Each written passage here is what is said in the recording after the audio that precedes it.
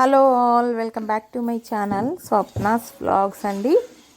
ఇవాళ రెసిపీ అయితే instant oats idli అండి. చాలా సాఫ్టీగా టేస్టీగా యమ్మీగా ఉంటాయి అన్నమాట. సో తప్పకుండా ట్రై చేయండి, మీరు కూడా నచ్చితే. ముందుగా మన ఛానల్ని ఎవరైనా ఫస్ట్ టైం చూస్తున్నట్లయితే ప్లీజ్ డూ సబ్స్క్రైబ్ చేయండి, లైక్ చేయండి, షేర్ చేయండి, కామెంట్ కూడా చేయండి. రెసిపీలోకి వెళ్దాం.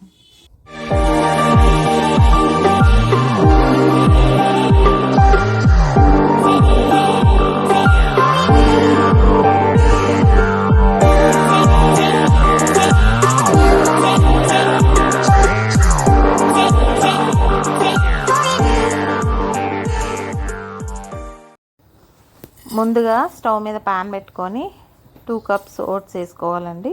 రోల్డ్ ఓట్స్ అన్నమాట ఇవి. సో ఓట్స్ని చిన్న మంట మీద పచ్చివాసన పోయేదాకా కొంచెం కలర్ చేంజ్ అయ్యేంత వరకు ఇట్లా ఫ్రై చేసుకోవాలన్నమాట.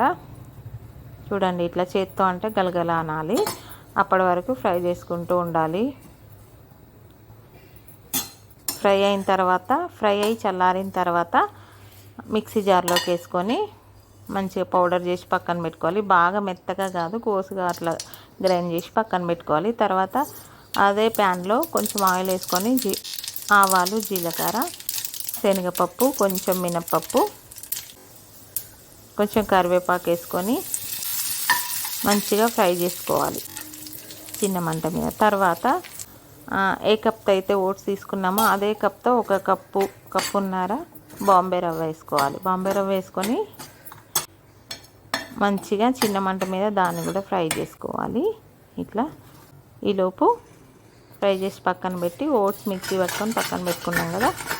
తర్వాత క్యారెట్ తురుముకోవాలండి. నీట్గా కడుక్కొని పీల్ చేసుకొని క్యారెట్ తురిమి పక్కన పెట్టుకోవాలి. తర్వాత ఒక గిన్నె తీసుకొని దాంట్లోకి మనం ముందు వేయించి పెట్టుకున్న రవ్వని, తర్వాత గ్రైండ్ చేసుకున్న ఓట్స్ పౌడర్ని కూడా వేసి మంచిగా రెండింటిని మిక్స్ చేసుకోవాలి. ఇంకా తర్వాత అయితే దాంట్లోకి కావాల్సినంత పెరుగు అండి, కొంచెం ఎక్కువగానే వేసుకోవాలి. పుల్లటి పెరుగు అయితే ఇంకా బాగుంటుంది అన్నమాట. సో వేసుకొని కావాల్సినన్ని వాటర్ పోసుకుంటూ మంచిగా ఇడ్లీ పిండి బ్యాటర్ కన్సిస్టెన్సీ వచ్చేంత వరకు కలుపుకోవాలన్నమాట. వాటర్ చూసుకుంటూ పోసుకోవాలి. ఒకేసారి పోసుకుంటే జారుగా అయిపోతే కష్టం కాబట్టి చూసుకుంటూ పోసుకొని ఇట్లా మంచిగా కలుపుతూ ఉండాలి ఇడ్లీ పిండి బ్యాటర్ని.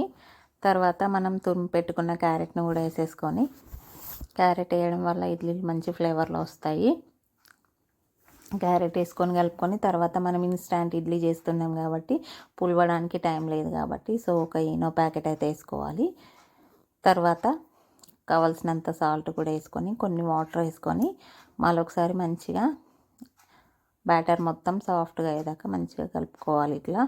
తర్వాత 10 నిమిషాలు మూత పెట్టి పక్కన పెట్టాలి. ఈలోపు మనము ఇడ్లీ పాత్రలో వాటర్ పోసుకొని వేడి చేసుకుంటూ ఉండాలి ప్రీ హీట్. తర్వాత ఇడ్లీ ప్లేట్లకు నెయ్యి రాసుకొని పెట్టుకోవాలి. 10 మినిట్స్ అయిపోయిందండి. చూడండి, పిండి ఇట్లా అవుతుంది అనమాట.